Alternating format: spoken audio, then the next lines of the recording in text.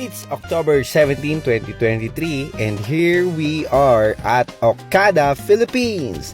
It's our Asia International Convention, so dahil madaming tao na ang nagkakaroon ng problema sa mental health, our company just launched our first ever mental wellness movement in the world, at nangyari yan sa Pilipinas. It is my privilege to be part of this amazing launching. So in this part, this is our first day and masasabi kong talagang it's for mental health. Kasi syempre, ang saya.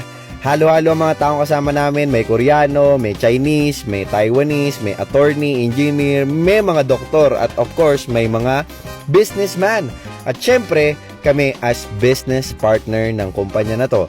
Super excited ako dito kasi I'm a big fan of self-development program. Wherein, I believe that in order for you to be successful in life, you need to have a great mind to really think well and learn new things. I have many learning in this event and excited to share all of this sa mga taong nakakaranas ng mental problem like depression, anxiety, and also para sa mga goal-driven na katulad ko. For us to be more focused sa lahat ng ating gagawin, and this is the first part of our 3 days Asia International Convention. So dito sa part na to, nag-enjoy kami ni Mrs. dahil ang ganda na suot namin, syempre pink na pink. Shoutout sa ating sponsor sa damit. So God bless. Huwag nyo kakalimutan mag-follow for the second part of our convention. Peace!